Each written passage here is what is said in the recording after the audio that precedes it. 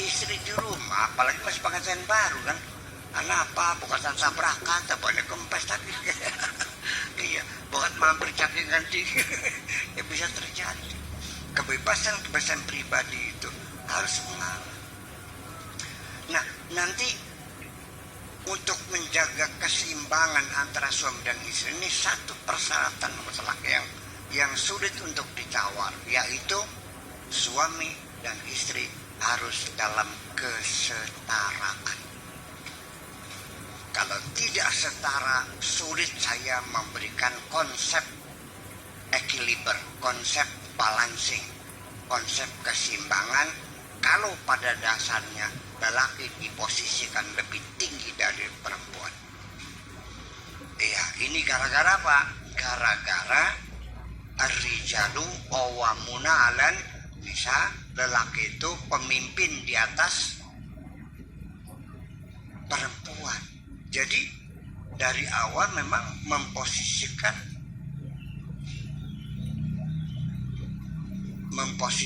laki-laki sebagai pemimpin. Disitulah tidak adanya keseimbangan karena tidak ada equiliber, tidak ada kesetaraan antara laki dan perempuan.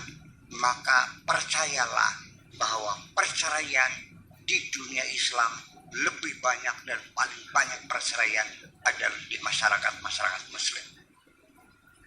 Itu tidak seimbang. Percaya nggak? Dengan status perempuan dalam persepsi umat Islam yang seperti itu seorang perempuan dalam hidupnya tertindas, terancam.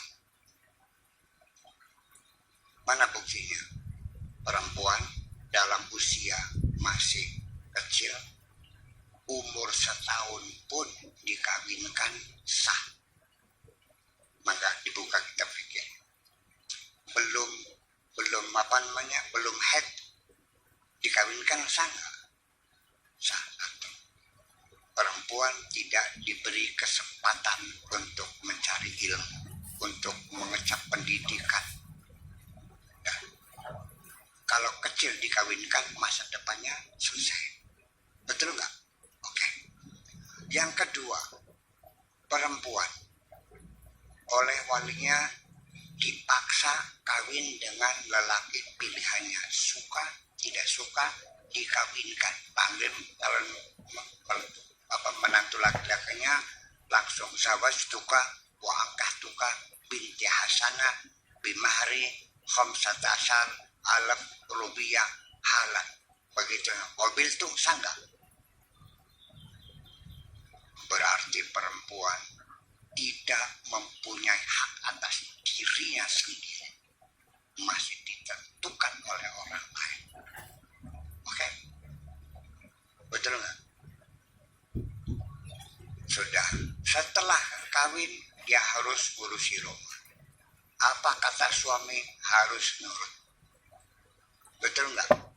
Sampai suaminya minta saja, istrinya tidak memberi, suaminya tidur dalam keadaan marah, dilaknat malaikat sampai pagi. Betul nggak? Idza talaba ar-rajulu imra'atahu fa'abat tsumma nama wa huwa ghadban la'anahal malaikatu hatta tusbih. Apabila suami minta kepada istrinya, nggak tahu minta apa itulah, pokoknya minta dah, baru nggak dikasih, fa'abat nolak, tsumma nama wa huwa ghadban, dan suami marah, tidur sambil dalam keadaan marah, la'anahal malaikatu hatta tusbih. Itu istri yang nggak ngasih suaminya dikutuk malaikat sampai pagi. Jelek mudul malaikatnya, unyuk siragutnya.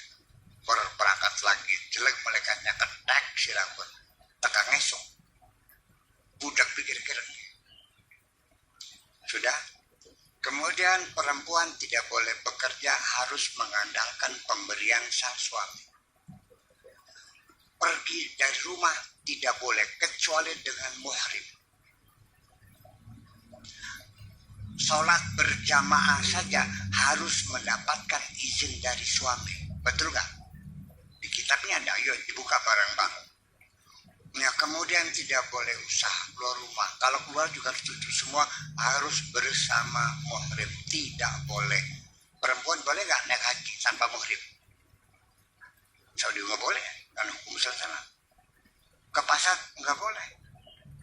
Yang dagang laki-laki, yang belanja laki-laki. Pernah naik haji di Mekah, ada nggak perempuan nungguin toko? Yang dagang sayuran laki-laki perempuan, yang dagang laki-laki, yang belinya laki-laki juga. Oke, sayuran pantas. Nah, ini kalau yang dagang baju dalam perempuan, BH celana dalam perempuan, yang dagang, yang beli, bagaimana caranya? Nggak meteran, dimeterin sekian senti susu nih, toko utangnya semene dawan lagi. Ya, usaha tidak boleh. Udah, itu usaha tidak boleh, tidak boleh. Dan suami diberikan hak mutlak untuk mencerai istrinya kapan saja, di mana saja, sesuka-suka.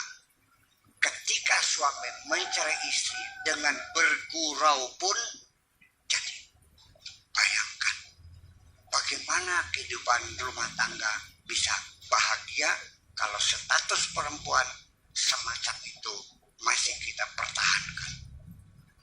Betul. Alhamdulillah negara kita Indonesia sudah menetapkan undang-undang kompilasi hukum Islam tentang pernikahan. Suka tidak suka, ini negara Indonesia ini hukum positif, ya, dan punya sanksi. Alhamdulillah, bersyukur kepada Allah, ya Allah, bahwa bangsa Indonesia dengan perjuangan gigih, malah dulu waktu undang-undang pernikahan disahkan itu terjadi demo besar-besaran umat Islam, dianggapnya kafir, murtad. Wa man lam yahkum bima anzalallah fa ulaika humul kafir. Ini perlu dibenahi dulu. Jadi dianggapnya Allah membolehkan perempuan kecil dikawinkan. Kita membuat undang-undang bahwa perempuan minimal ya usia kawin itu 16 tahun, laki-lakinya 19 tahun. Begitu terjadi pernikahan di sedang perempuan kurang 16 dikawinkan, naibnya masuk penjara. Dan suaminya juga masuk penjara. Pernah dengar saya puji? Pernah saya puji? Tidak ada urusan. Ibunya setuju, tidak ada urusan. Anaknya setuju, tidak ada urusan. Di bawah umur masuk penjara. Undang-undang. Kenapa? Kita membela perempuan di sini. Ini artinya, Bu sekalian, yang kita sempurnakan itu bukan agama, fikih. Fikih itu hasil pikiran manusia. Makanya berbeda-beda. Imam Syafi'i, perempuan harus pakai wali syaratnya. Abu Hanifah tidak perlu wali. Paham nggak? Paham nggak? Imam Syafi'i harus ada saksi. Abu Hanifah tidak perlu saksi di tempat, cukup diumumkan saja. Kenapa berbeda? Itu artinya pikiran manusia. Jadi tolong saudara-saudara sekalian, bahwa kita ini harus melihat bahwa fikih itu agama atau budaya. Karena itu hasil pikiran manusia, makanya berbeda-beda. Itulah makanya kita sempurnakan untuk melindungi perempuan. Nah, kalau perempuannya dalam status tertekan, intim seperti itu, bagaimana bisa bahagia? Apalagi teks Al-Qurannya dipahami secara mendatar, tafsirnya senaknya saja. Walati takhafuna nusuzahuna, perempuan yang dikhawatirkan melawan berontak sama suami, faiduhuna dinasehati, nggak mapan nasihat, wahjuruhuna fil madaji, bisa ranjang, nggak nurut juga buat tribuna dipukul. Nah, sehingga di masyarakat Islam selama ratusan tahun itu menjadi kebiasaan seorang suami mukulin istri. Sekarang kalau ada suamimu mukulin kamu, lapor polisi. Ya,